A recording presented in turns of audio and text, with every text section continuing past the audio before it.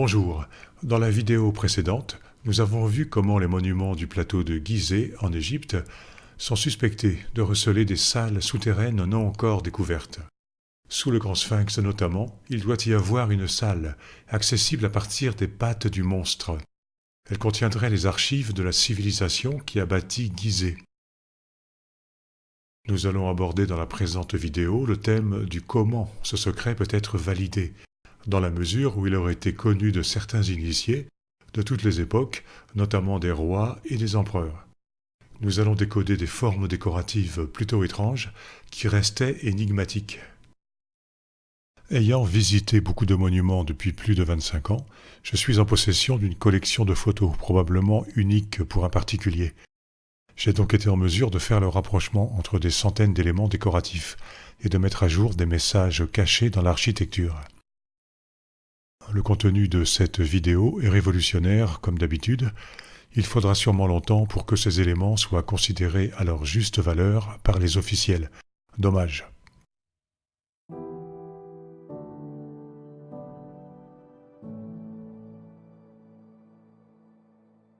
L'architecture ancienne est parfois ornée d'étranges visages intermédiaires entre l'animal et l'homme. On le voit sur cette frise de la basilique de Vézelay.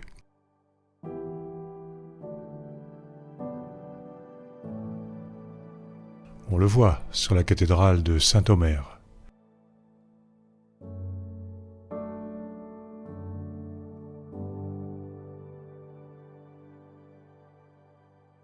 Des consoles de la basilique Saint-Cernin de Toulouse expriment la même idée.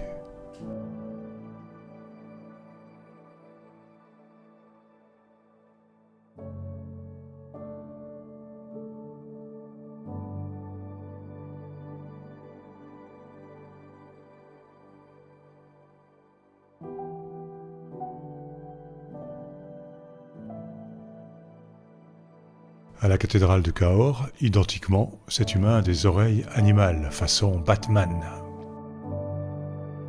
Celui-ci aussi. Celui-ci a une bouche nettement animalisée. Celui-ci est un peu usé par le temps. Il a quelque chose à la fois d'humain et de félin. Sur la cathédrale du Puy-en-Velay, cette tête est hybride. Cet homme a des oreilles pointues animales. Allons visiter l'église de Soigny, en Belgique. Un meuble comporte un énigmatique visage. Ici encore d'une espèce inconnue sur la terre, un humain matiné d'animal. Comment doit-on comprendre la présence de ces curieux personnages, à l'extérieur ou dans des monuments religieux?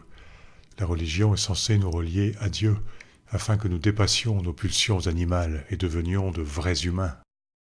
Nous sommes alors sur un chemin d'évolution qui doit finalement nous connecter à notre nature divine. Ces visages peuvent évoquer des créatures extérieures à notre humanité, des humanoïdes qui auraient existé sur la terre il y a très longtemps. Ces êtres de la catégorie des dieux seraient descendus du ciel pour vivre parmi nous. Le peintre Charles Lebrun, un artiste préféré de Louis XIV, a travaillé au château de Versailles. Il laisse au passage ses portraits d'hommes à la physionomie fortement marquée par l'animalité. Ici, on a des hommes oiseaux. Ces visages inclinent vers l'espèce chameau. Ici, c'est l'aspect léonin qui déforme les visages. Lebrun faisait les esquisses pour les autres artistes, les sculpteurs notamment, qui concrétisaient ses idées. Il était un initié parfaitement au courant des aspects occultes de l'architecture, que je développe de vidéo en vidéo. On va le voir, les hommes lions sont très présents dans beaucoup de monuments et à différentes époques. Au château de Chantilly, la galerie des batailles illustre les principales victoires de Louis II de Bourbon, dit le Grand Condé. Des têtes humano-léonines sont intégrées au cadre, comme pour symboliser la pulsion guerrière des hommes.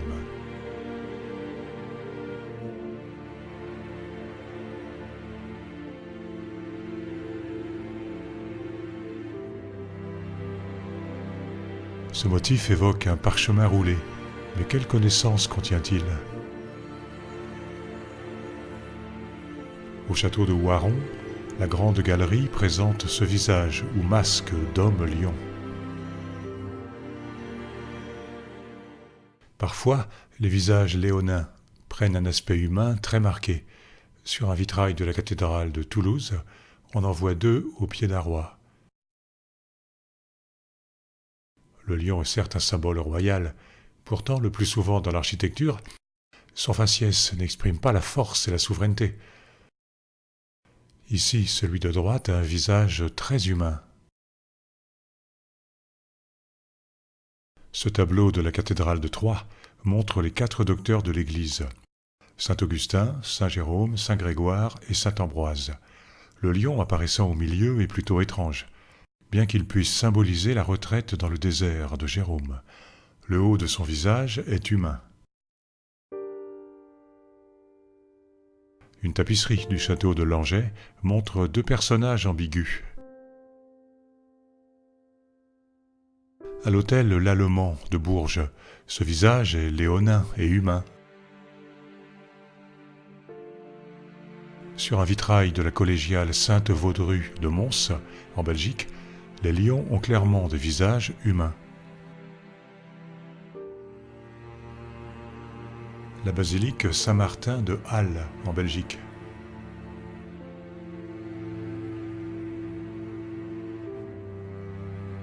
Ce personnage porte sur son dos le support d'une statue aujourd'hui disparue. Il est donc dans la fonction d'un Atlante, voir ma vidéo sur l'Atlantide. Notez son visage hybride, son corps poilu et sa main humaine. Il pourrait être un dieu du genre de ceux de certaines mythologies antiques. Il était descendu vivre sur la terre, se mêler à l'humanité, peut-être pendant l'ère du lion. Il pourrait avoir un rapport avec les civilisations antédiluviennes, comme l'indiquent certaines de mes autres vidéos. Toujours à Halle, cet Atlante, parce qu'il porte un socle de statue, subit le cataclysme qui engloutit l'Atlantide avec effarement. Le bas du corps de cette créature est animal, tandis que le haut de son corps est humain. Inquiet, il regarde le ciel, là d'où vient la catastrophe. Il tire une courte langue, c'est-à-dire qu'il garde le secret.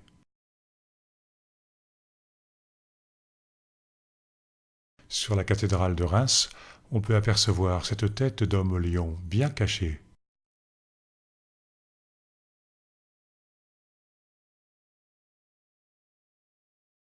En architecture, une console est une pierre de soutien. Elle est souvent décorée avec un enroulement simple ou double. Il n'est pas rare de voir des hommes-lions associés à des consoles. Au Palais du Louvre, on peut voir ce modèle. On a classiquement la feuille de papier déroulée, enroulée à ses 2 extrémités. Elle est recouverte par une feuille végétale. C'est-à-dire que le texte qui serait écrit sur la feuille de papier n'est pas apparent, il est caché. Les bâtisseurs nous communiquent le message qu'ils sont en possession d'un savoir secret qu'il nous appartient de retrouver. Une tête d'homme-lion est sous la console, exprimant une émotion négative. Le roi ou l'empereur fait poser ses motifs sur les murs de son palais, mais il ne tient pas à ce que le roi des animaux exprime la puissance souveraine de l'État. C'est bizarre, répété, cela questionne et sous-entend manifestement des interprétations au second degré. Le château de Champs-sur-Marne nous présente cette console. L'homme-lion est maintenant sur la feuille de papier, pour suggérer que les révélations mises sous le boisseau le concernent directement. L'émotion sur le visage est à nouveau peu royale. Les pattes sont là. On verra bientôt l'importance de cet élément. Ici, la surface est décorée en écaille, c'est-à-dire en peau de poisson ou de serpent. Le serpent est dans la Bible un symbole du mal.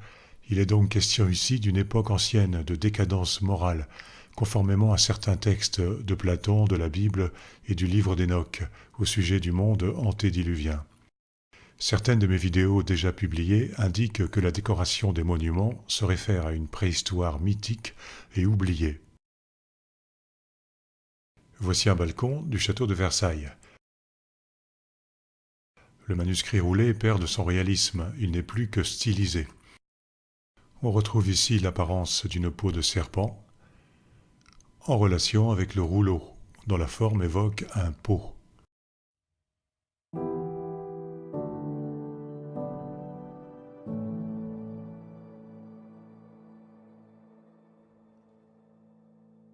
C'est souvent le cas.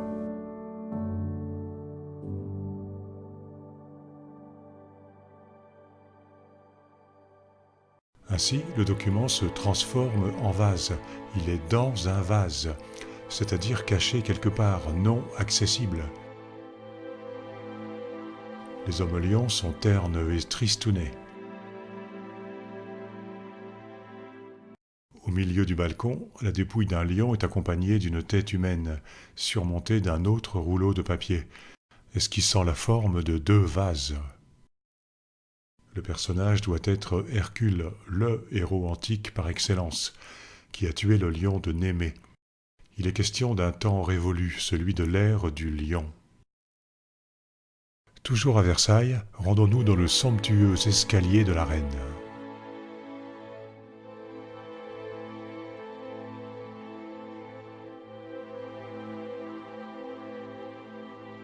Une frise de console court sur le haut des murs, toutes décorées avec des lions. Ils ont tous l'air malheureux. On remarque une fois encore comment l'enroulement du bas prend la forme de 2 vases.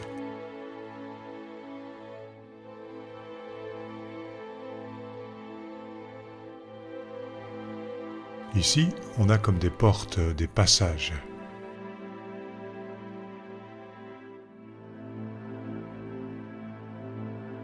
Ce volume pourrait être une boîte, comme indiqué par les portes, les arches, qui décorent le pourtour.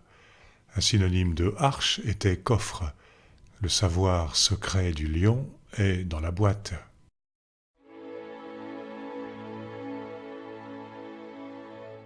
Un lion du château de Cheverny. Il fait grise mine. Au palais impérial de Compiègne. Celui-ci n'a pas l'air très joyeux. Encore à Compiègne. Cet homme lion grimace de douleur.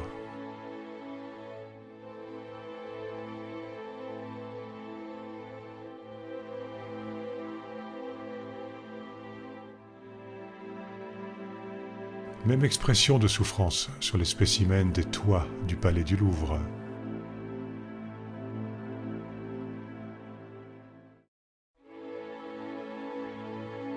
Sous les grandes cariatides du Louvre, il y a des masques d'hommes-lions, ayant l'air particulièrement plaintifs.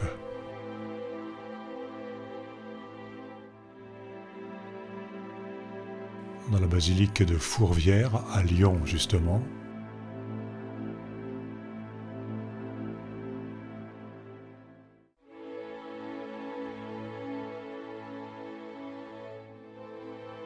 les socles des statues sont portés par des hommes lions.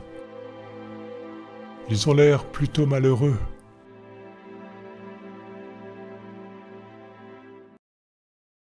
Comment peut-on interpréter ce genre de représentation ? L'alchimie était l'ancienne science chimique qui visait à obtenir de l'or à partir d'autres métaux, et aussi à sublimer la nature humaine. Les sculptures montrent des lions qui souffrent, alors qu'en alchimie, le lion est le symbole du soufre. Il est aussi un symbole de la pierre philosophale, le but ultime des alchimistes. N'étant pas spécialiste en cette matière, j'arrête là les extrapolations. Anciennement, un des sens du verbe souffrir était attendre. Ainsi, une affaire en souffrance était une affaire en attente, en suspens. Dans le même ordre d'idées, la souffrance était la patience. Les hommes lions de l'architecture témoignent de quelque chose du passé qui est caché et en attente de rejaillir dans le futur. Le verbe souffrir a eu le sens de autoriser, permettre. On peut comprendre que les dieux anciens donnent une autorisation permettant à l'humanité une transmission du savoir. Par ailleurs, Les hommes lions souffrent de voir arriver le déluge, qui va anéantir leur monde.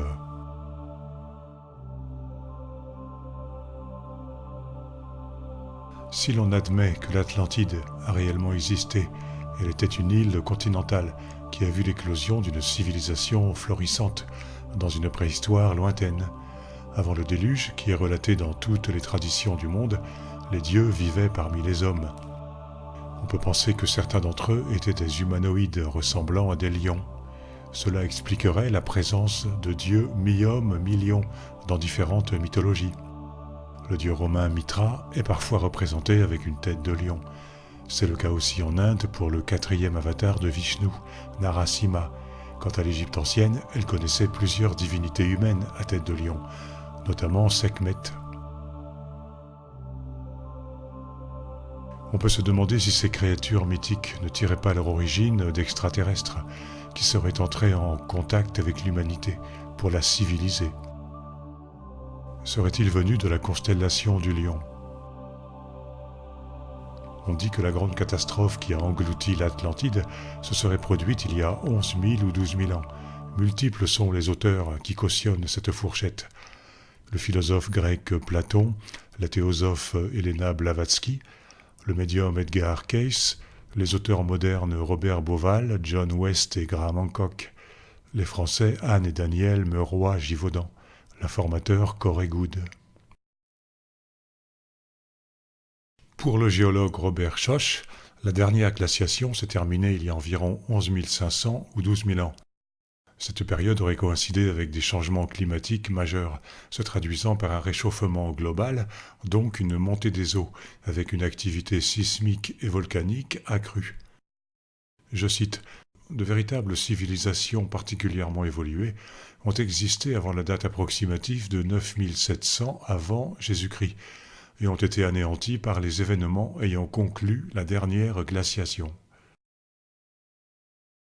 Le professeur au département de géologie de l'université de Miami, Cesare Emiliani, évaluait que des inondations cataclysmiques planétaires s'étaient produites entre 12 000 et 11 000 ans avant notre époque.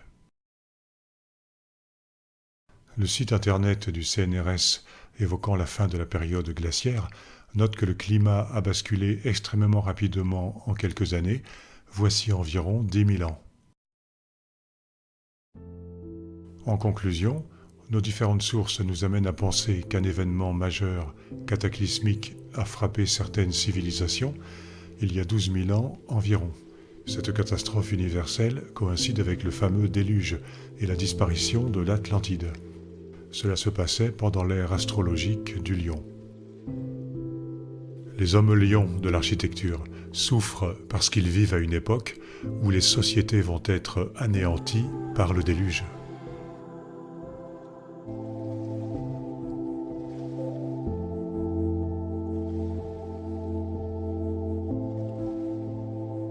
Voici le salon d'Hercule du château de Versailles. Des têtes léonines sont plaquées sur des rouleaux manuscrits. Les hybrides ne rugissent pas de façon triomphale. Ils ont plutôt un air plaintif comme d'habitude.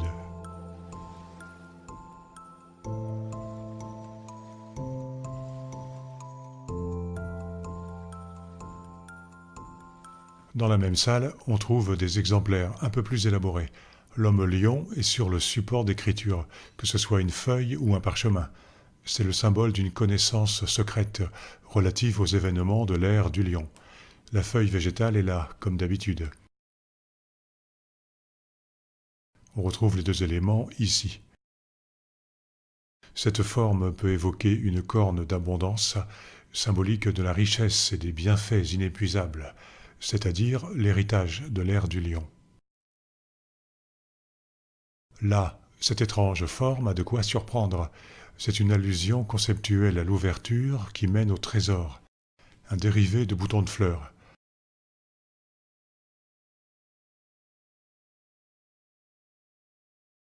On en reparlera dans une autre vidéo. Le relief du motif fait penser à l'orifice d'un volcan. En vieux français, un volcan est un puits, On a conservé l'appellation puits de Dôme, qui désigne un certain volcan du Massif central. Quand un volcan devient actif, le magma jaillit de la cheminée verticale, qui est une sorte de puits creusé dans le sol. Le passage est obturé, fermé, car l'heure est au codage, à la discrétion, et non pas à la révélation. Le passage sera ouvert, mais pas encore maintenant. À noter que le grand Didier Coillac entr'ouvre la porte.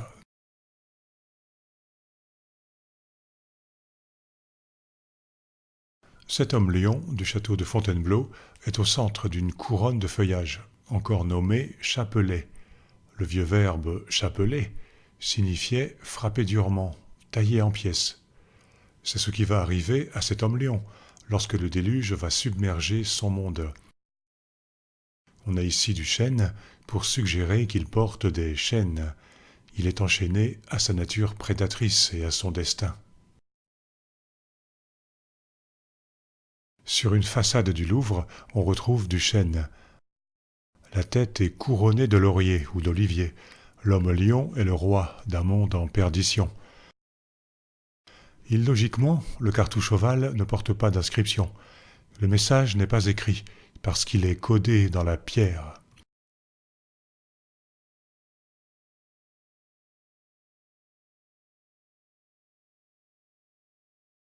Encore au Louvre, sur le plafond d'un passage, on peut voir ce panneau sculpté.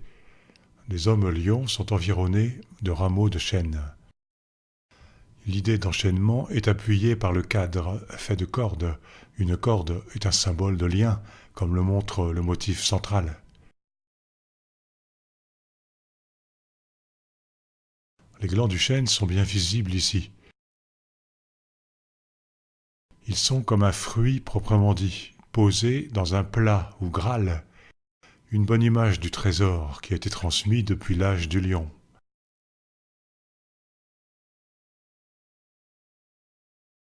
Les couronnes sont là, comme si elles étaient jetées dans l'eau, les feuilles devenant les vagues.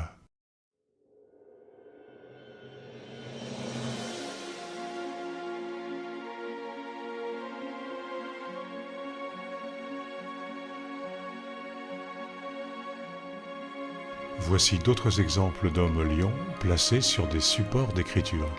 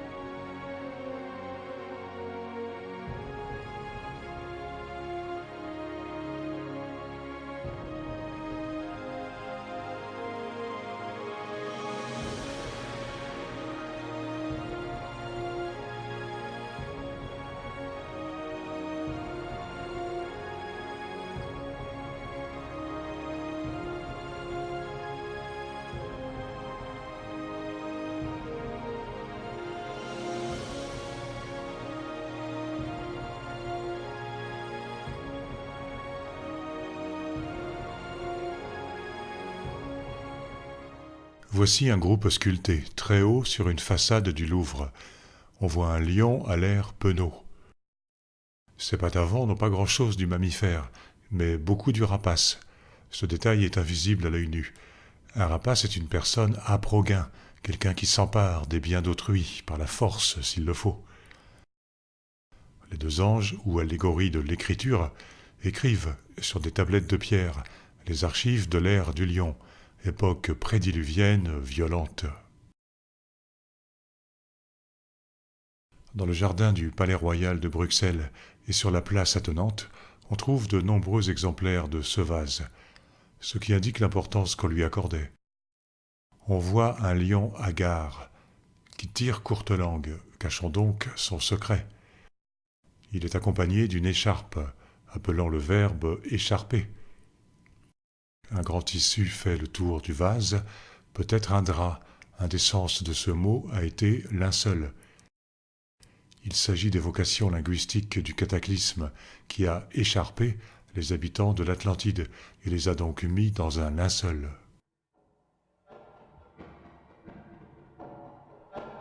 Dans la décoration des châteaux, on voit parfois des têtes d'hommes-lions mixées avec des cuirasses, comme sur l'hôtel de ville de Lyon.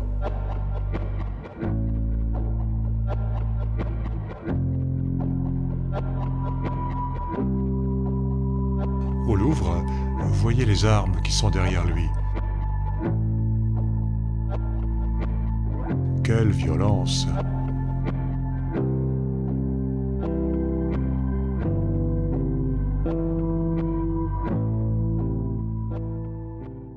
La même chose à Versailles, dans le salon de Mars. Exceptionnellement dans une église, la collégiale Sainte-Vaudrue de Mons en Belgique. Sur un monument de la ville de Troyes.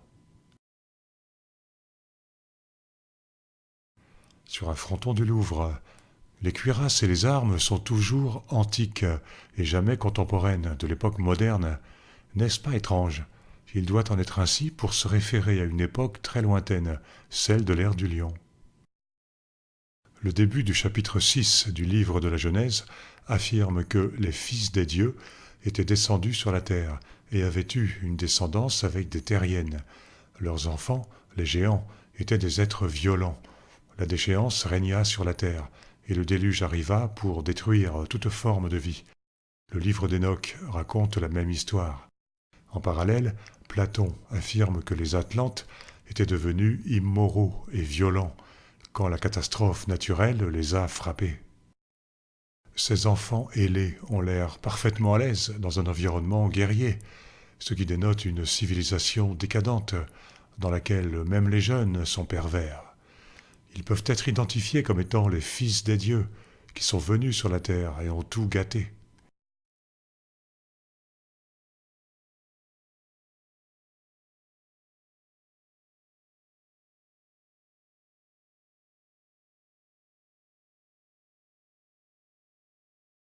Dans un écoinçon du salon de Mars du château de Versailles, cet enfant pourrait passer pour un génie de la guerre.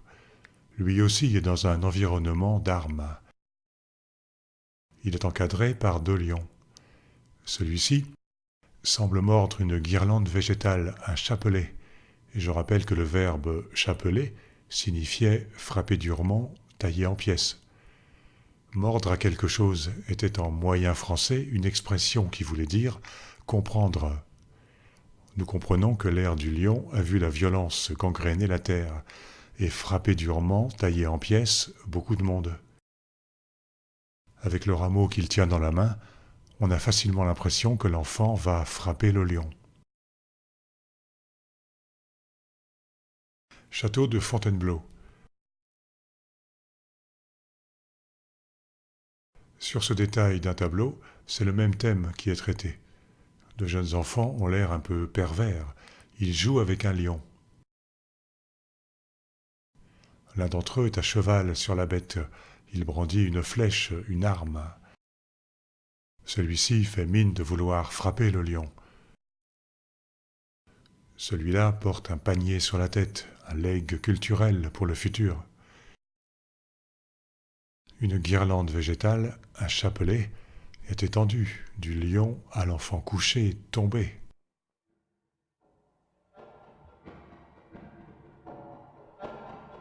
Au château de Bussy-Rabutin. l'homme lion aimait la guerre. Voyons deux autres photos du palais du Louvre. Ici, le lion mord à une écharpe. Nous comprenons qu'il y a une évocation du verbe écharper. Voyez les innombrables consoles, le legs culturel.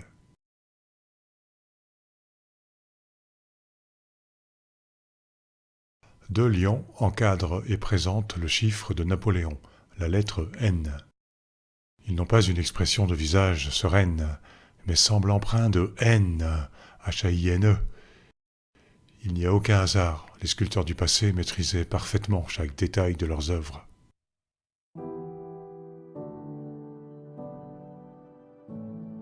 Il n'est pas rare de découvrir dans les monuments des têtes d'hommes lions qui mordent de grands anneaux.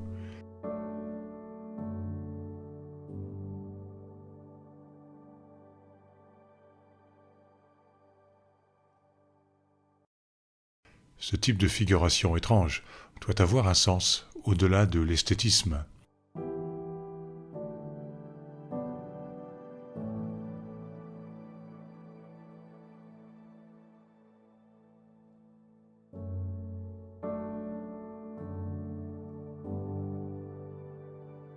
Les fauves ont donc un anneau dans la bouche. En ancien français, un synonyme de boucle était noyelle. Un jeu de mots est là. On disait lion ou léon. Il a un noyel dans la bouche. Les trois mots sont vraiment faits pour s'associer. À partir de là, comment peut-on avancer? Avec un autre jeu de mots, un palindrome. Léon, à l'envers, donne Noël. Le jour de Noël correspond pratiquement au solstice d'hiver et à la naissance de Jésus-Christ.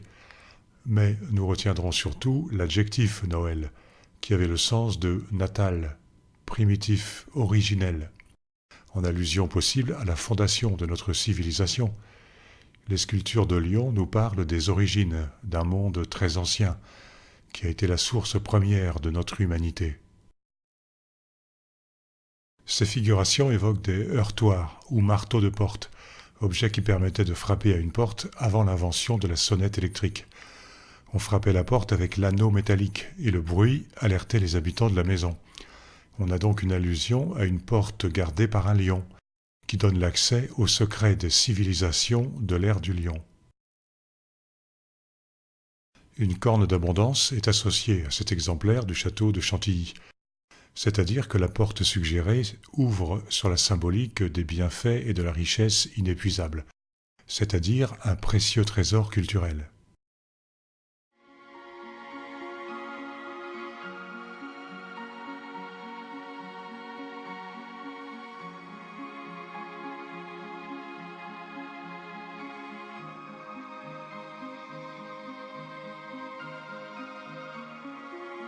À chaque fois, l'homme lion a la gueule ouverte.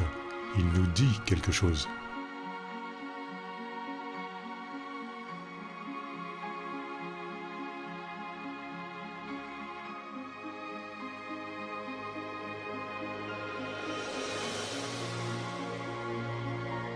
À Cheverny, le parchemin est ici et s'enroule ici. Par analogie, la bouche ouverte est emblématique de la bouche d'un tunnel ou d'une cave,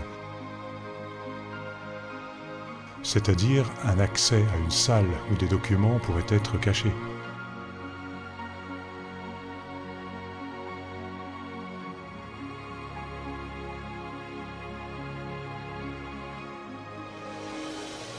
Dans certains cas, un bouquet pend de la gueule de la créature. Au Louvre,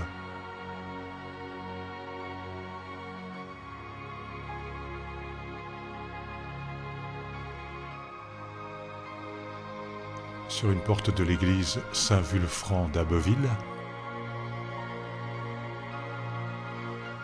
au château de Chantilly,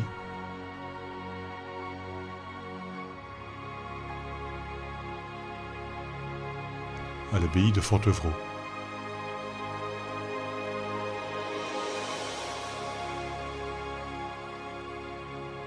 Le bouquet n'est pas présenté comme un cadeau, mais à l'envers, les tiges en haut.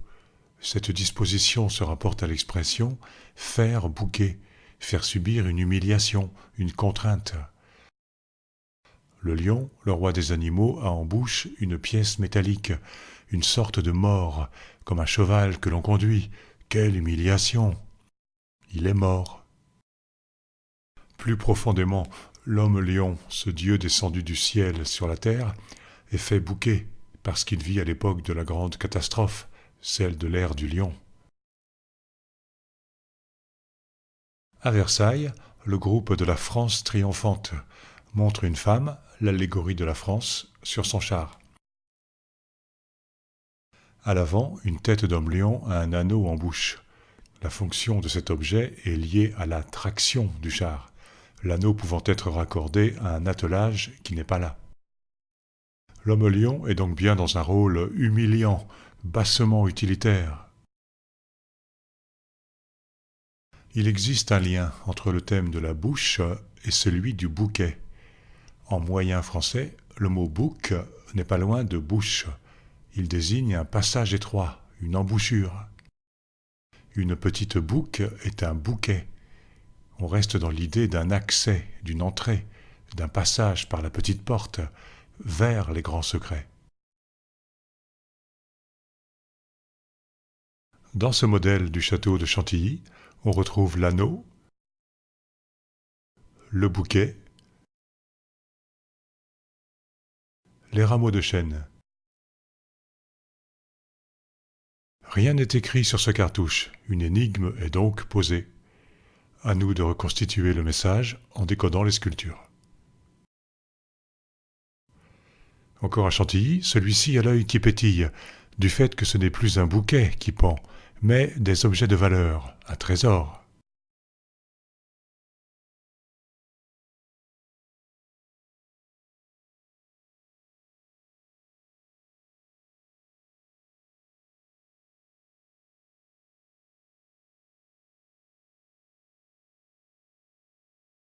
Il existe dans les jardins de Versailles des vases de bronze d'époque Louis XIV. Personne n'y prête attention.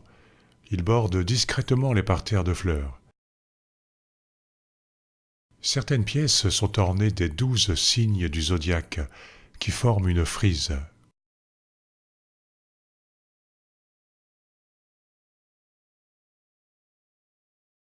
On retrouve ici un anneau tenu par la gueule d'un lion. Cet anneau est en fait l'anse du vase. On a un jeu de mots, puisque, en moyen français, une anse est aussi bien la poignée qui sert à déplacer un vase qu'un anneau.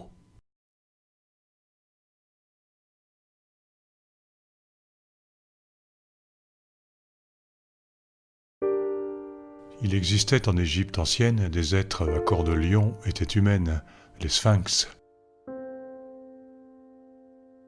La gigantesque statue du plateau de Gizeh est probablement le sphinx de référence, le plus ancien. Il souffre, il attend que les archives du monde antédiluvien soient découvertes dans son socle. Avec ces vases, nous faisons enfin la jonction avec le thème du sphinx. On en voit un assis, les pattes avant posées sur une coquille Saint-Jacques. Celle-ci marque le niveau du sol, tout autant que l'idée d'une coque de protection. En dessous se trouve un marteau de porte tenu par une tête de lion. On peut comprendre que la porte du lion se trouve en sous-sol, sous les pattes du sphinx. Je rappelle que des personnes très différentes ont affirmé qu'il existe une salle souterraine sous le grand sphinx. Le philosophe antique Jean Blic l'a écrit. Le médium Edgar Cayce a pressenti l'existence d'une salle des archives de l'Atlantide, dont l'entrée se trouverait à partir d'une patte avant. En 1977, les organismes National Science Foundation et Stanford Research Institute ont sondé le sous-sol du sphinx avec des technologies de pointe. Des anomalies ont été détectées, notamment devant les pattes. En 1982, le même SRI a fait des investigations financées par la Fondation Cayce à l'aide d'un appareil de résonance acoustique. Un vide, une possible salle, a été détecté au niveau d'une patte avant. En 1987, des scientifiques japonais ont effectué des sondages électromagnétiques du sous-sol du Sphinx. Ils ont découvert plusieurs cavités. Au début des années 90, le scientifique Dobeki, à l'aide de techniques de sismographie, a localisé une grande cavité souterraine sous les pattes avant.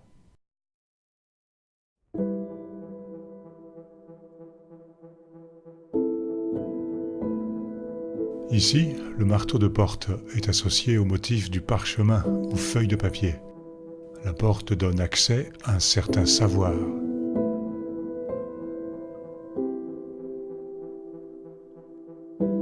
Les pattes avant sont bien présentes. Tiens, tiens, tiens. Les sphinx sont les gardiens du vase ou Graal qui contient le précieux trésor.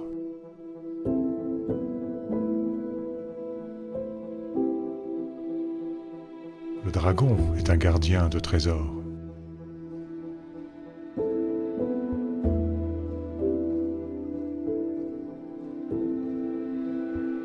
Ce vase met en scène un chérubin moderne, d'où l'idée de transmission à travers le temps.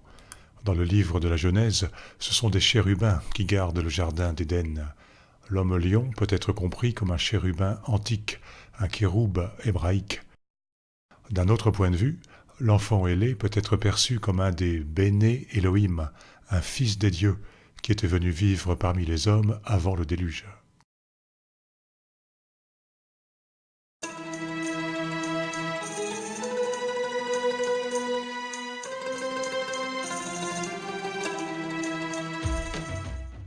Napoléon Bonaparte est allé en Égypte à la tête d'une expédition militaire et scientifique. Les savants étaient installés au Caire. Ils ont intensivement cherché des textes anciens et des artefacts afin d'évaluer au mieux les connaissances des anciens Égyptiens. Il y eut une bataille à quelques kilomètres des pyramides et du Grand Sphinx. On dit que Bonaparte passa une nuit en solitaire dans la Grande Pyramide. Au matin, il en serait sorti tout pâle, se refusant à faire le moindre commentaire, demandant même qu'on ne lui reparle plus jamais de cet événement. Son secrétaire intime, Louis-Antoine Fauvelet de Bourrienne, a pourtant affirmé que Napoléon n'est pas entré dans la pyramide. Alors, où se trouve la vérité ? Si le futur empereur avait réellement vécu une cérémonie initiatique dans le monument égyptien, de façon confidentielle, on ne devrait pas trouver surprenant de n'en avoir aucune confirmation officielle. Napoléon savait bien que la narration historique d'un événement important n'est pas toujours conforme à la réalité. Lui qui a dit « L'histoire est une suite de mensonges sur lesquels on est d'accord ». On peut imaginer avec vraisemblance que Napoléon Bonaparte fut mêlé à la franc-maçonnerie. Tout son entourage appartenait à cette organisation.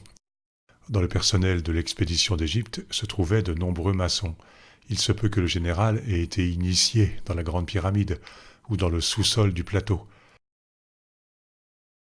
De retour en France, la décoration de certains meubles va être égyptisante et codifier une partie d'un savoir occulte que nous allons évoquer pour la première fois. Il existe un grand ordre égyptien au sein du Grand Orient de France. Ces rites maçonniques particuliers sont pratiqués dans une quarantaine de loges. Ils ont vu le jour suite à la campagne de Napoléon Bonaparte. Les rites de Memphis et Misraïm sont inspirés de l'Égypte ancienne, de ses monuments, de l'occultisme, de la Kabbale. Ils se raccordent à des spéculations métaphysiques, tout autant qu'à l'ésotérisme de l'architecture ancienne, et probablement à des aspects géométriques.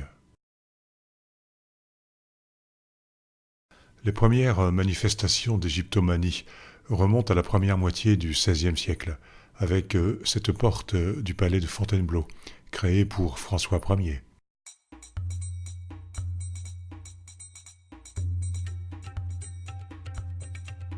Le sphinx de la bâtie d'Urfé.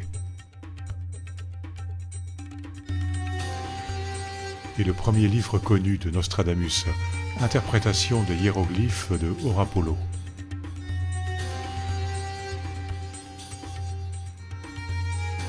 Maintenant que nous avons posé les bases de l'étude des hommes-léons tels qu'ils étaient représentés dans les demeures du pouvoir et dans les églises, Il est donc temps de réaliser qu'une sorte d'homme-lion majeur est le sphinx de l'Égypte ancienne. Voyons comment le codage continu se précise en direction des pattes du monstre de Gizeh, endroit pressenti de la porte du lion.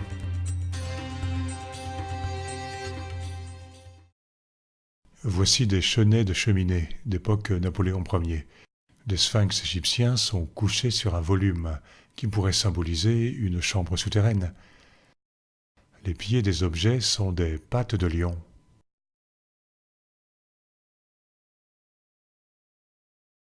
Cette forme de chenet n'est pas rare.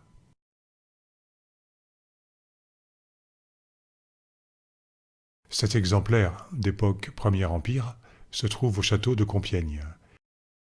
La tête est léonine, mais la tête du sphinx de Gizeh, aujourd'hui humaine, a probablement été retaillée, puisqu'elle apparaît trop petite par rapport au corps.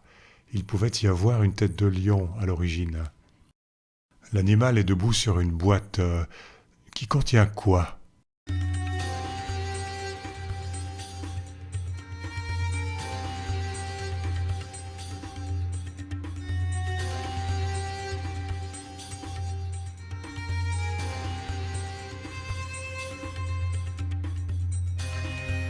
Ici à Versailles, les pieds sont des vases, objets emblématiques d'un trésor culturel.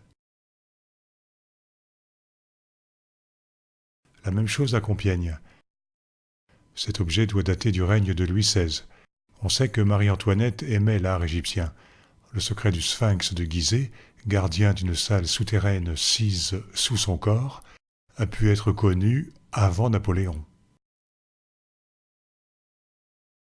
François Pétis de la Croix était le fils de l'interprète d'arabe à la cour du roi Soleil. Il assuma aussi cette fonction. Très jeune, il fut envoyé en Orient par Colbert. Il passa 10 ans en Syrie, en Perse et en Turquie. À cette occasion, il apprit plusieurs langues et recueillit un riche matériau pour ses futurs écrits, d'après Wikipédia. Il publia en effet différents ouvrages culturels sur les pays précités et sur l'Éthiopie. Il est fort possible qu'une partie de sa mission ait consisté à collecter des informations faisant partie de la culture arabe. Les résultats de ces investigations auraient pu alimenter le codage des monuments. Déjà, plus d'un siècle avant, François Ier avait envoyé Guillaume Postel en Orient afin qu'il collecte des manuscrits rares. À Chantilly, nous découvrons ce sphinx féminin, un rouleau et un motif en feuille de papier se trouvent en dessous, ainsi que des formes ovales en œuf, symboliques d'un projet en gestation, en attente de son accomplissement.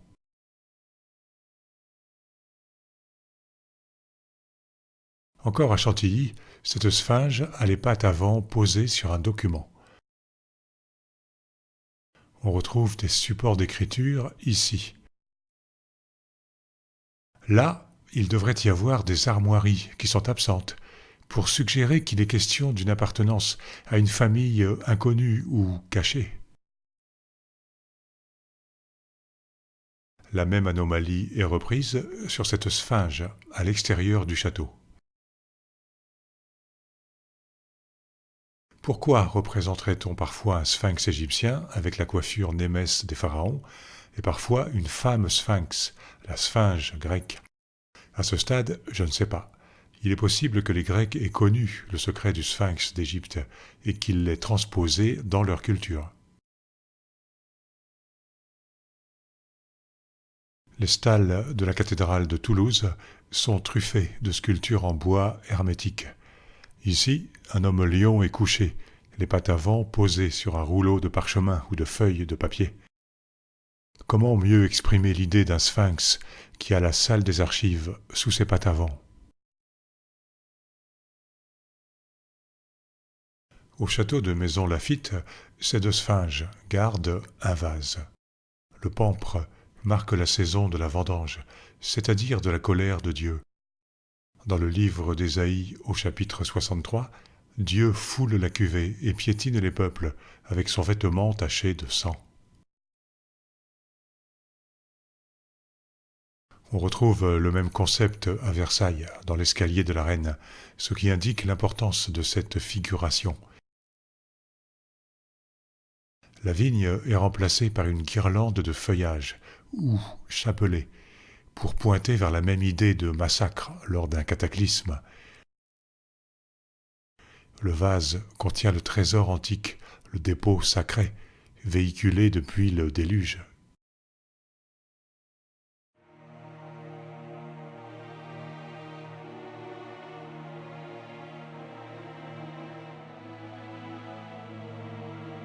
Le Grand Trianon, dans le parc de Versailles, contient une table circulaire très étonnante.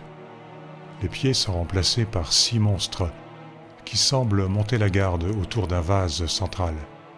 On a bien là l'image du trésor mythique gardé par des créatures fabuleuses. Cette table nous enseigne que ce codage s'apparente à la quête du Graal, matérialisé par un vase ou une coupe.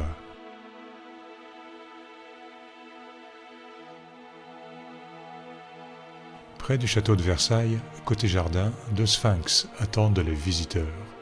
Ils sont de l'époque de la construction du château.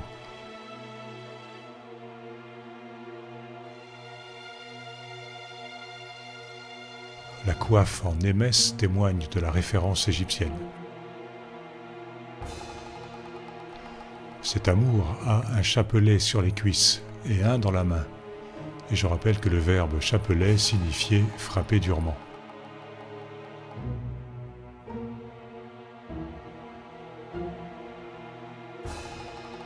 Le visage exprime une émotion négative, une inquiétude.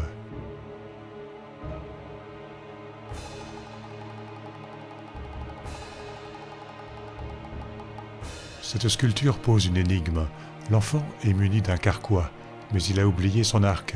Il ne pourra pas décocher ses flèches. D'où la question, car quoi?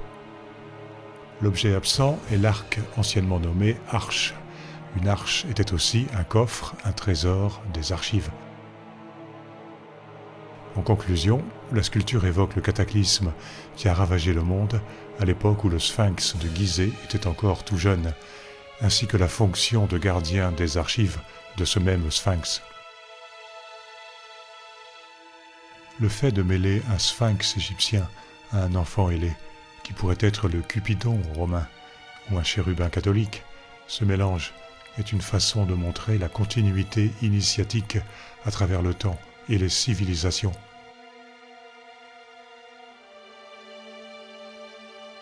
Au château de Vaux-le-Vicomte,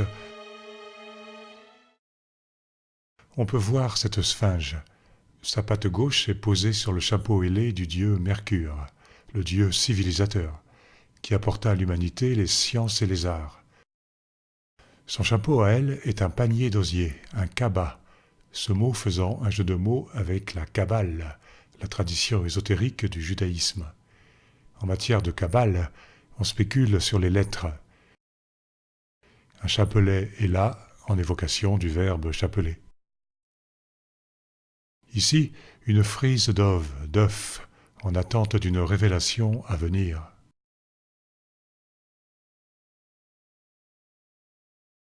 Son homologue présente quasiment les mêmes caractéristiques. Elle a une patte posée sur un livre ou un cahier, qui contient un savoir hermétique dont la sphinge est la gardienne. Observons maintenant quelques chaises étonnantes. Celle-ci, de la basilique Sainte-Clotilde de Reims, présente des lions sur les accoudoirs. Ils sont couchés sur des surfaces courbes, des arches, et peut-être sur les archives, le trésor. Le carrelage à fleur de lys témoigne d'un contexte royal.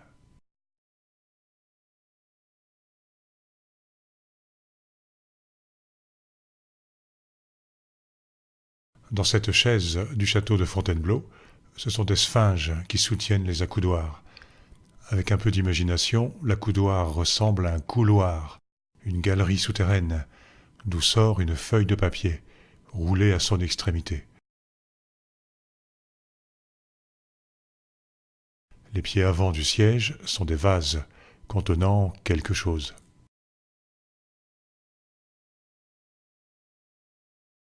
Voici un dossier de chaise du cabinet intérieur de Madame Adélaïde à Versailles. Des sphinges avec le némès égyptien ont le corps qui se prolonge en feuilles végétales puis en feuilles de papier.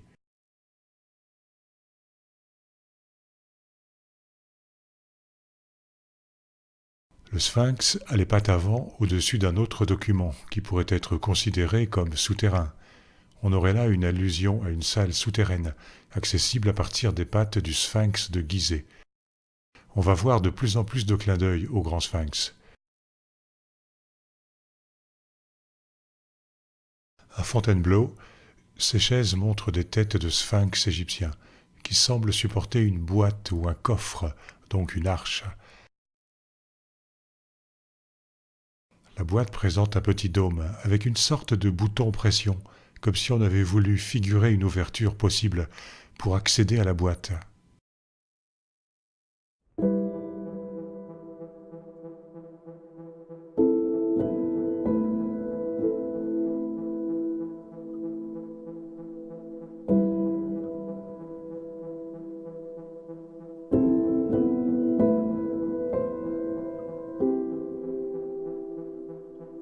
Dans ce portrait de Claude Lefebvre, la chaise de Louis XIV est soutenue par de probables pattes de lion, symbole de force. Dans ce détail décoratif du château de Vaux-le-Vicomte, on voit un pied de lion associé à des feuilles. En ancien français, la feuille est la porte. Le même dessin est repris en bas des pieds d'une table du château de Maisons-Laffitte.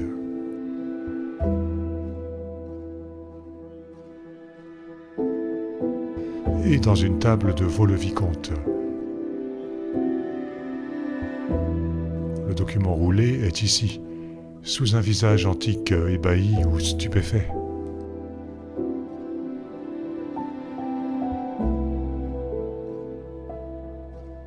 Voici un meuble qui est exposé au château de Versailles. Tout en haut, un personnage mythologique d'un monde disparu. Il a l'air défait devant la perspective apocalyptique.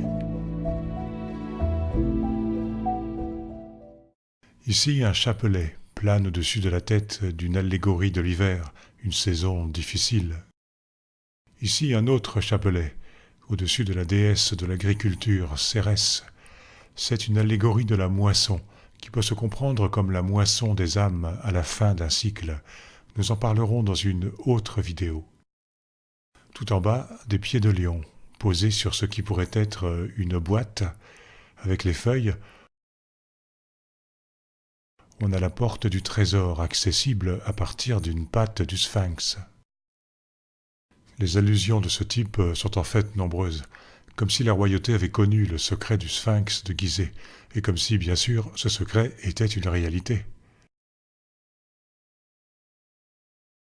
Une commode de Vaux-le-Vicomte et de Versailles comporte d'étranges formes à côté des pieds de lion, comme des vis. Symboliquement, ces cônes pourraient tourner sur eux-mêmes et creuser le sol, comme des outils de forage. Pourquoi voudrait-on forer un trou près du pied du lion pour accéder à une salle souterraine? Cette table du Grand Trianon nous montre les vis de forage. Le document roulé, le trésor intellectuel, le vase dans lequel il est déposé en sous-sol. Des pieds d'animaux à l'espèce indéterminée.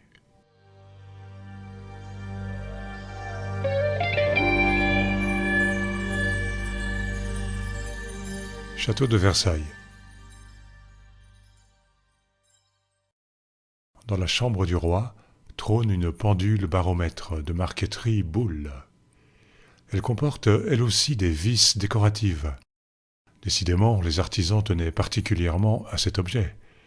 On en voit une ici, en contact avec le sol, ce qui est logique dans l'interprétation que nous en faisons.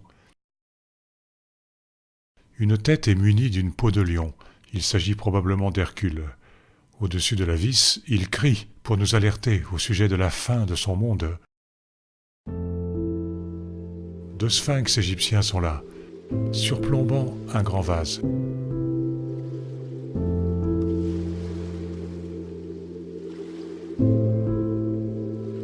Les formes en console sont là.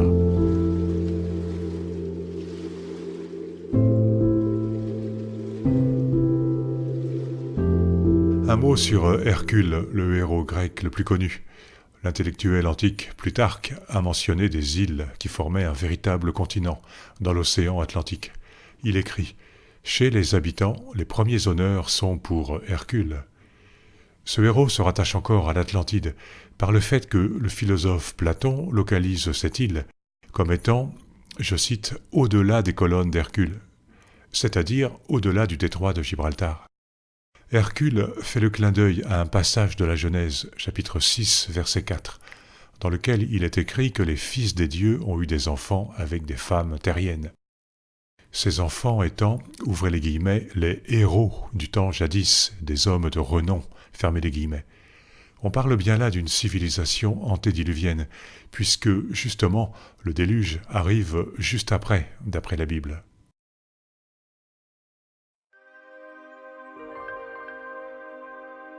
De nombreux monuments présentent un motif décoratif qui associe feuilles de papier et pieds de lion. Sur une cheminée du palais du Thau à Reims. Sur une cheminée du château d'Écouen. Sur une console du château de Fontainebleau. Sur une console de Maison Laffitte. Dans la chapelle du château de Chantilly, une tête d'homme-lion est collée sur la feuille déroulée. Sur des bancs de la galerie François Ier à Fontainebleau. Notez le visage dramatique en référence au déluge.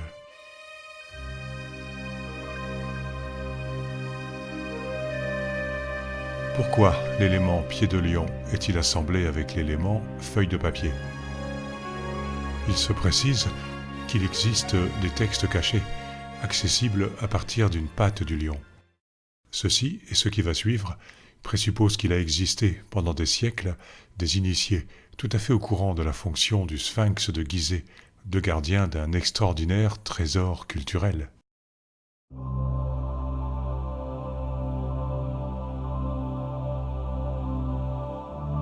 Une cheminée du château d'Écouen présente la feuille de papier, le pied et le visage d'homme-lion. Parfait.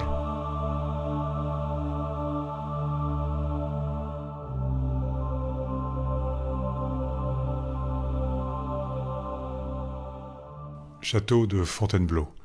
Voici la salle du trône de Napoléon Ier, ancienne chambre du roi à l'époque de l'Ancien Régime.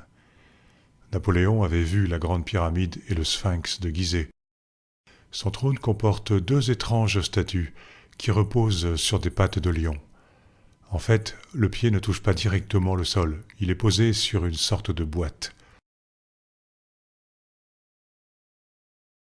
L'homme représenté est le héros antique Hercule, comme le prouve la peau de tête de lion posée sur sa tête. Le Grand Trianon possède un objet de la même époque, une vasque soutenue par des statues identiques. La peau de la tête du lion est bien apparente. En matière de décoration architecturale, un homme vêtu d'une peau de lion est toujours Hercule. Pourquoi Napoléon tient-il à associer son image à celle d'Hercule, très discrètement néanmoins? Il y a déjà une notion symbolique de force et d'héroïsme qui ne pouvait que plaire à l'empereur. Dans la structure du trône, la tête d'Hercule se prolonge par sa poitrine. En moyen français, la poitrine est aussi le coffre, comme dans l'expression moderne « avoir du coffre ». Cet élément se prolonge en bas par une patte de lion. Cette patte reprend en fait une forme que nous avons vue plusieurs fois précédemment avec les feuilles végétales. Ce montage, incongru en apparence, nous parle de l'héritage des civilisations d'avant le déluge, héritage en rapport avec une patte de lion. Napoléon était encadré par deux piliers, qui portaient chacun un aigle impérial. On y retrouve en bas des pattes de lion. Pourquoi l'empereur aurait-il aimé s'entourer d'une symbolique léonine? Déjà, tout simplement parce que son nom contient le mot Léon, une ancienne variante du mot lion.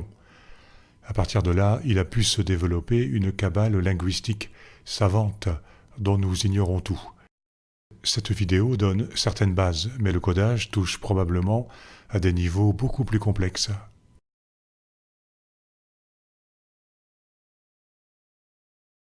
Si on regarde attentivement, on voit un homme lion malheureux qui a enfilé un costume de pâte. Le personnage est déguisé, et peut-être déguisé. Entre deux se trouvent des vases ou pots, emblématiques du contenant du trésor. L'expression « des pots » est homophonique de « des pots » en un seul mot, ce qui n'est pas dû au hasard. Pâte et vase sont liés ensemble. Un des sens de lier en moyen français était caché. Le message est finalement celui d'un dépôt caché dans les pattes de l'homme lion.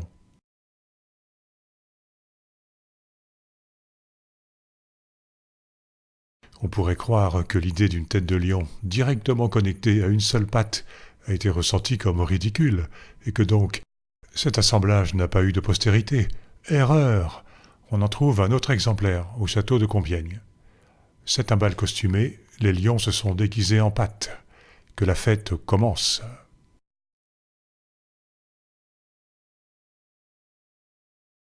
Sur un mur du château de Fontainebleau, une tête de lion coincée dans une ouverture formée par des feuilles. Normal, puisque je rappelle qu'en ancien français, la feuille était la porte. La patte complète le dessin, logique.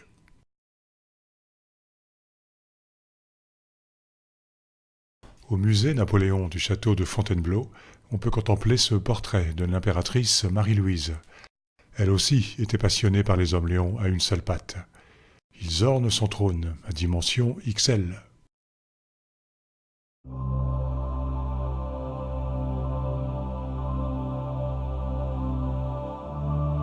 Le roi Charles X a suivi la mode.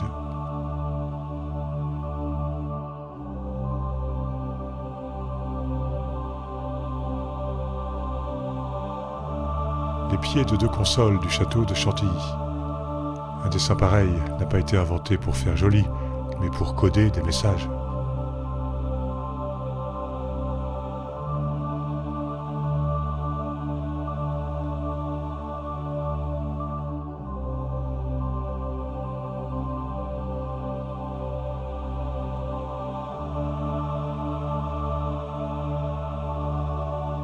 Les choses se précisent encore à Vaux-le-Vicomte, s'il vous plaît. Les pieds de cette table sont des têtes d'hommes lions, montées sur des poitrines, sur une seule patte. Ils sont ailés comme des anges ou des dieux. Sous la patte se trouve un possible coffret.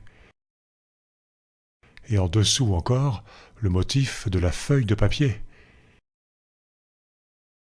Le dépôt culturel se trouve sous la patte du sphinx.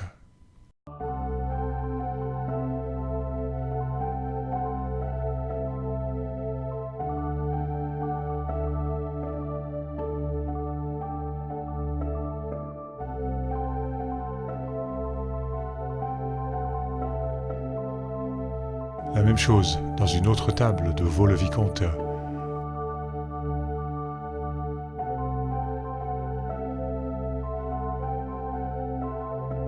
Notez la mine peu réjouie du lion.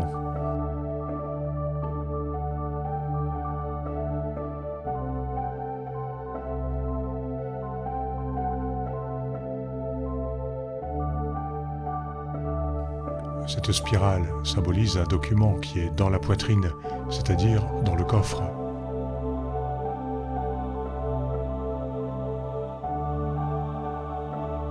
Ce pied de table de Fontainebleau fait la jonction entre un personnage de l'ancienne Égypte portant le némès et le pied de lion, même s'il y a un doigt en trop.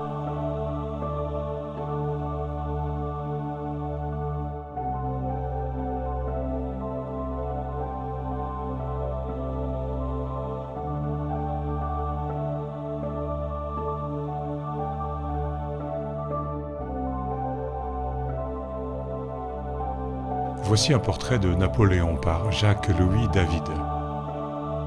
On y retrouve le modèle que nous étudions.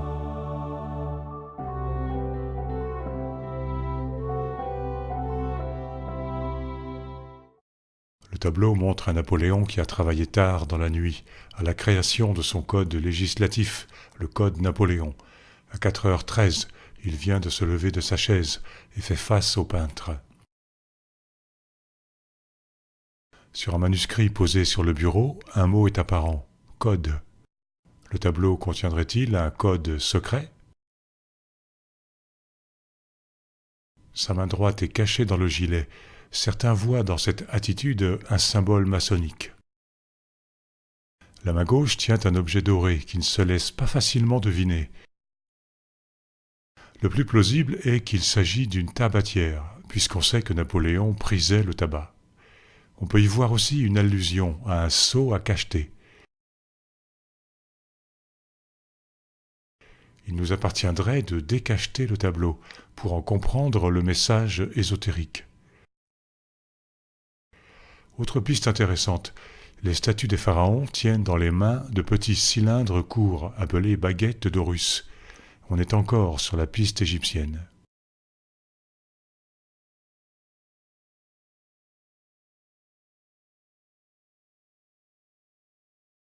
Autre indice, on arrive à lire le nom de l'auteur du livre posé près du pied de Lion.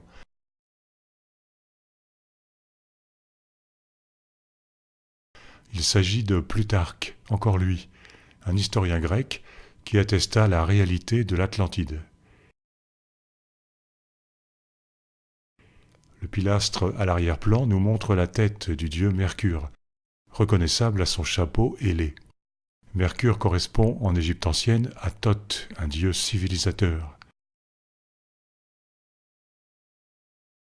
En conclusion, ce tableau est une pièce de puzzle qui nous parle discrètement du temps où les dieux étaient sur la terre, où l'Atlantide existait réellement, et comment des archives ont été conservées sous le Sphinx. Voici le grand vermeil qui a appartenu à Napoléon Ier. Waouh, j'en veux un comme ça, moi aussi. Il est soutenu par des pieds d'homme lion, qui sont les gardiens du vase. On retrouve l'assemblage obsessionnel, tête, torse, pattes. Les ailes permettent d'identifier une divinité. La souffrance est visible sur le visage. Un déluge, ça laisse des traces. Il s'agit d'une lionne qui porte une coupe de cheveux à la mode. Les seins suggèrent un jeu de mots. Ils peuvent nourrir l'enfant et symboliquement nourrir les générations futures. Ces toutes petites sculptures codifient l'importance des pattes de l'homme lion de Gizeh. Cet objet aussi se retrouve au musée Napoléon du château de Fontainebleau. On retrouve le même type de support.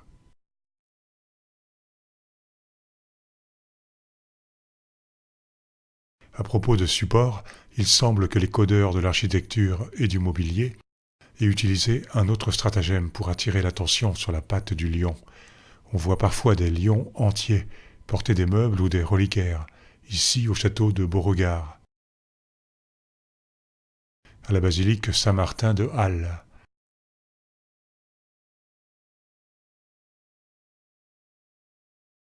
À rue. Or, en moyen français, un support est une patte. C'est ainsi que les lions sont distribués dans la fonction de patte, comme par hasard.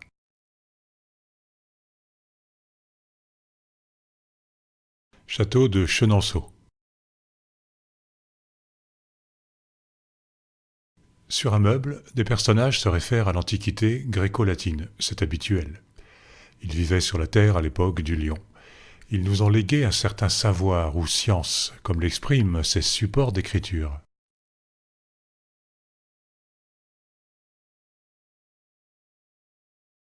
Ah mais cela semble se dérouler sous les pieds de Lion.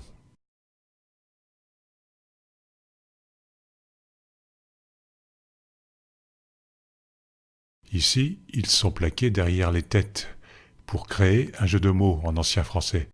Entre teste, la tête, test, le texte, et test, le pot de terre, le contenant. Le long tissu peut être un drap, c'est-à-dire un linceul, celui des civilisations antédiluviennes.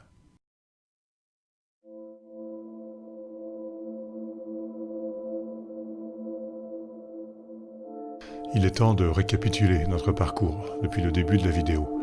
Nous avons constaté que les grands monuments de France, aussi bien civils que religieux, incluent abondamment des visages d'hommes-lions décoratifs. Ces figures ont été placées là pour suggérer l'existence d'une connaissance secrète que la royauté française et les empereurs détenaient sous le boisseau. Est ainsi codée l'idée d'une porte, d'un passage vers le secret des hommes-lions. De façon insistante et récurrente, ils ont l'air malheureux, marqués par la souffrance. Une bonne interprétation est qu'ils correspondent aux dieux, d'apparence léonine des anciennes mythologies. Ils auraient été en contact avec les humains de l'ère du lion, d'avant le déluge, qui allait les décimer, d'où la souffrance. Il est apparu que ces hommes lions pouvaient correspondre aux sphinx des mythologies égyptiennes et grecques. Plus précisément, le codage indique un raccord avec le sphinx le plus connu, celui de Gizeh. Les sculptures insistent sur l'importance des pattes du sphinx, en relation avec un certain trésor culturel. La connexion avec l'hypothèse d'une salle en sous-sol, accessible à partir des pattes du sphinx, cette hypothèse prend corps et le fait aurait été connu de certains initiés français. Par jeu, pour se faire des clins d'œil entre eux, pour laisser un message à la postérité, ils ont créé un code secret qui leur a permis de déposer des messages dans les lieux où ils vivaient.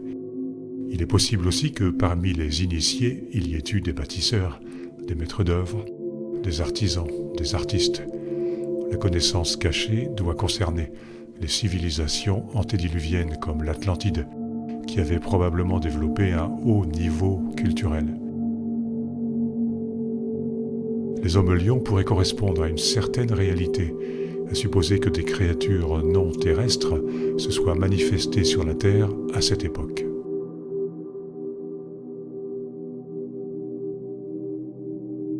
Je cite souvent Edgar Cayce dans mes vidéos parce qu'il était un extraordinaire médium, très fiable.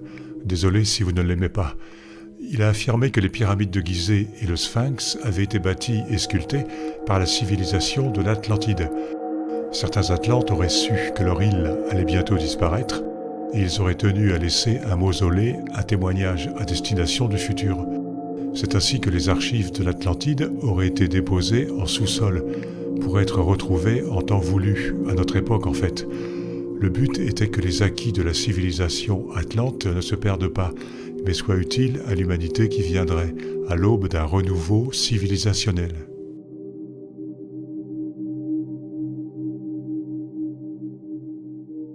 Cayce datait les monuments de Gizeh d'environ 10 500 ans avant Jésus-Christ. Pour les chercheurs Graham Hancock et Robert Bauval, les monuments de Gizeh reflètent exactement la carte du ciel, telle qu'elle était vers l'an 10 500 avant Jésus-Christ. Cette année-là, à l'équinoxe de printemps, le grand lion de pierre voyait le soleil et la constellation du lion se lever exactement devant lui. En même temps, les 3 étoiles du baudrier d'Orion étaient sur le méridien, à leur point le plus bas, ce qui est étonnant puisque le plan global des 3 pyramides est identique à celui des 3 étoiles. Les monuments du plateau de Gizeh auraient donc été créés pendant l'ère du lion, ou au début de celle-ci.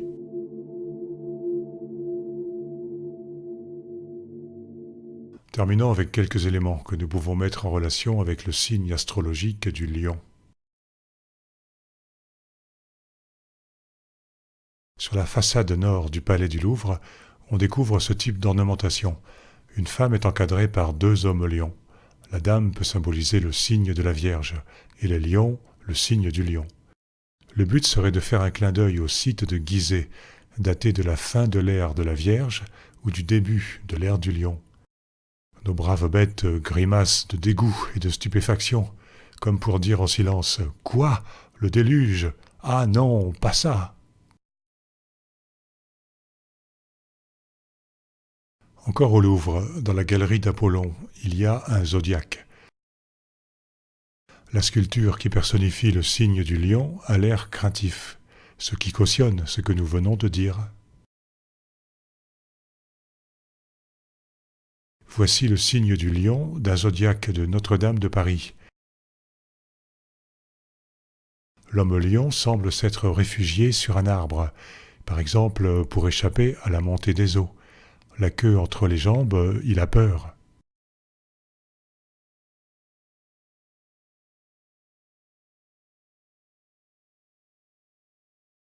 Terminons avec ce panneau de l'escalier Henri II au Louvre.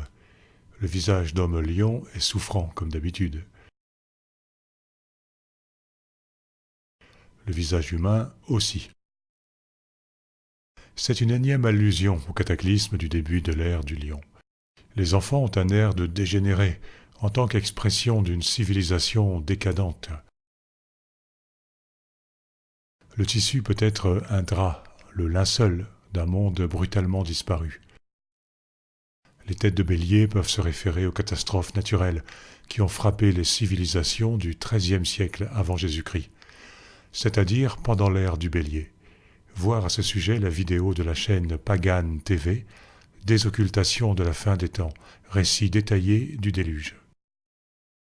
Les textes des pharaons Merenptah et Ramsès III relatent les tremblements de terre et les rats de marée qui ont ravagé la terre, ainsi que les pluies de cendres.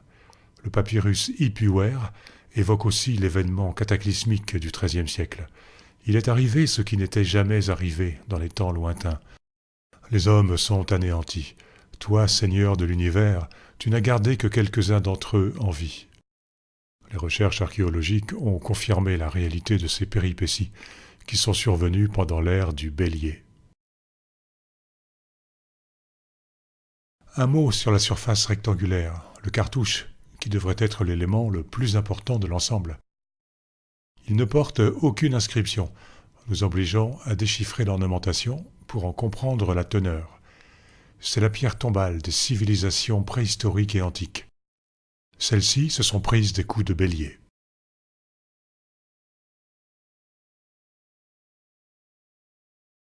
C'est terminé pour aujourd'hui. Nous avons proposé des explications cohérentes à une décoration bizarroïde qui habituellement n'en a pas. Si vous avez des interprétations alternatives à proposer, n'hésitez pas à le faire dans les commentaires. Bon courage. Merci de votre attention et à bientôt pour un nouveau dossier. N'oubliez pas de mettre un like si vous avez aimé cette vidéo. Vous pouvez vous abonner à ma chaîne